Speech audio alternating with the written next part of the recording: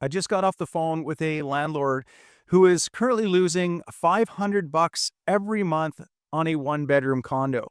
And the thing is, he's not alone here. He told me that he feels like he's the last one that's still holding on. But here's what nobody's really telling you right now.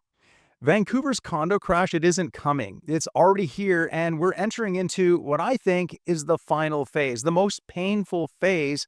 And we're not talking just about prices, but for the people who actually own them. For months, landlords have been trying to wait this thing out. And some, they've dropped their rents. Some, they've listed high, hoping that the market would bounce back. And then some, they just stayed frozen, unsure whether to sell, to refinance, or hold on for dear life, right? But now we're seeing a quiet shift. Investors, they're surrendering, not in panic, but in quiet resignation. And here's what's really surprising. This phase, it isn't loud. It's not, front page news. It's actually happening quietly in the listing descriptions, in the price cuts, in landlords calling me and asking, is it worth holding on to this unit any longer? Most people think that this is just a slowdown, but that's not what's actually happening. What we're seeing right now is something completely different, and it could reshape Vancouver's housing market for years to come. So in this video, I'm going to walk you through what surrender actually looks like in the numbers, in real conversations that I'm having with investors, and in the hidden shifts that you won't see in the news headlines. I'm going to break down why this could be the most important window for buyers that we have seen in years, and why waiting for that bottom could actually cost you more in the long run. If you're a homeowner, a landlord, or someone just trying to purchase your first home, this next 10 minutes, it could save you literally tens of thousands of dollars. So let's start off with what we can actually measure, because while emotion, it does drive decisions, the data, it always tells the first story.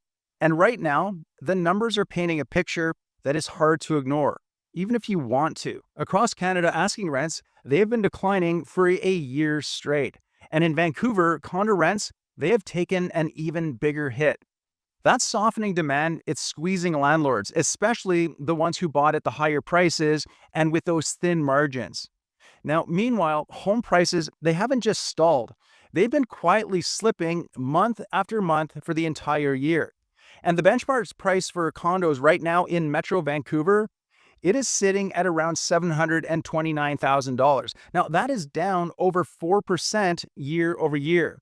Detached homes, they're down even more. But it's not just the prices here, it's the inventory. We're now at over 17,000 active listings across Greater Vancouver. That's up by nearly 18% year over year. And that means more supply and, of course, more competition, and the longer days on market as well that comes with that. So sellers, they're starting to really feel this. And the ones who need to make that move, they're already dropping their prices. And here's the part that most people miss. Even though sales volume is technically up, it's not because of booming demand. It's because more people, they're giving up and they're listing. So the market is being flooded, and not by buyers, but by owners who've run out of patience. And this is just the start, because once you understand what's happening behind those numbers, it becomes very clear. It becomes clear that we're heading into a very different kind of market. Now, I want to shift gears for a second, because data, it gives us an outline, but the real story here, well, that's what's happening behind closed doors in the quiet conversations that nobody sees. So I've had more calls in the last few weeks from stressed out landlords than I've had in the past 6 months combined. And these aren't first-time flippers or people who bought blindly. These are folks who have been in the market for years. And for the first time, they're unsure if they want to keep going. Now, one guy I spoke with, he bought a 2-bedroom condo in Burnaby back in 2018, solid location, steady tenant. It made sense, right? But now rents are down, strata fees are up, mortgages, they're about to reset. And every month, he's losing around $500. Now, that's not a bad month. That's every single month. And he's stuck. He's asking, what should I do? Is it still worth it? Should I hold on to it? Well, he's not alone. These are the conversations that never really show up in news articles, but they're happening quietly and repeatedly. And when enough people hit that wall, the market doesn't crash dramatically. It softens, it sags, right?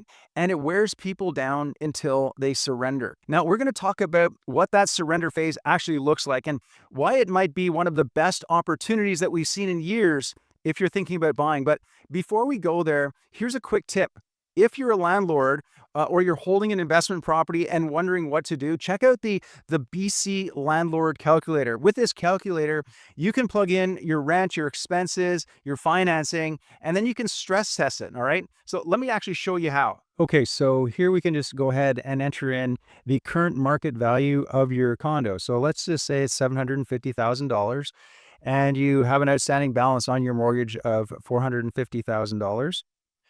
And we can just use the presets here for now. This is just for example purposes. Obviously, you're going to plug in whatever numbers are appropriate to you and your rental unit, okay? Monthly rent, we'll put it at $2,800. Again, you can go here and click on these different links. Those are resources which can give you an idea of what the current monthly rent should be for your home, as well as rent cap increases. Currently for the month of 2025, it's 3%. Next year, it's going to be a little bit lower. So just go ahead and plug in whatever figures are relevant to you. We'll put in a mortgage renewal year of 2026. Rental property taxes.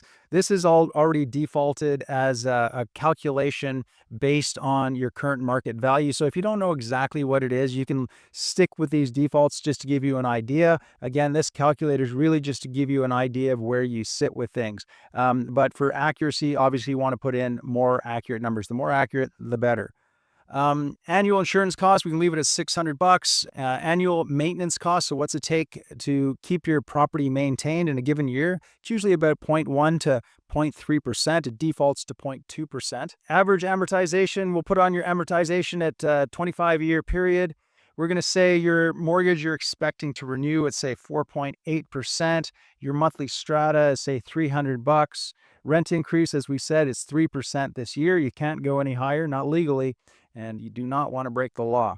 Alternative investment return. So here's where you can plug in what you think your money might make you in a different investment outside of real estate.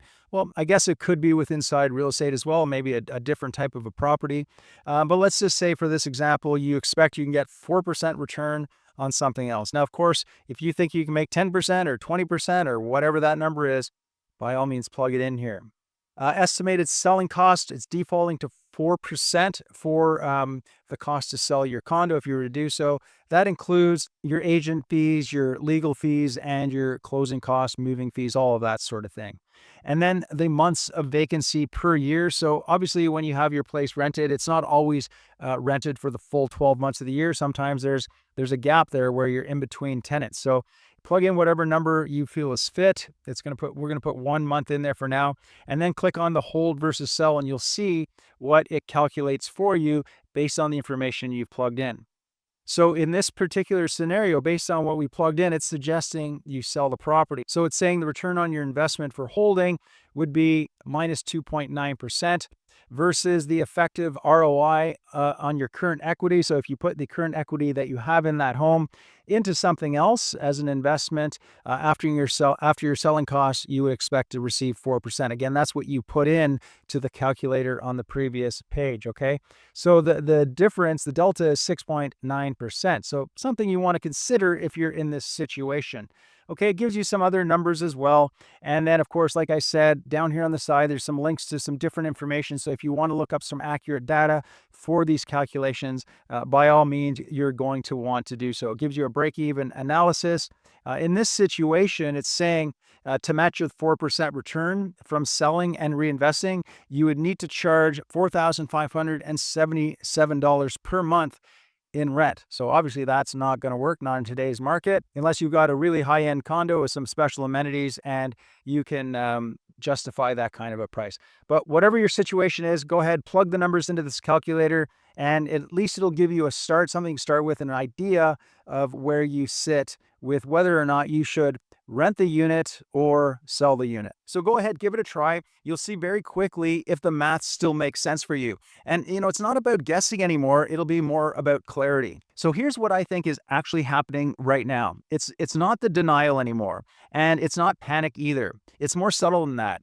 but it's starting to have a real impact. When you look at the psychology of markets, they generally move through three emotional phases. So there's denial, there's panic, and then finally there's surrender. Now, denial, that's when the prices dip, but sellers, they refuse to adjust, right? And they think that the prices are all going to bounce back.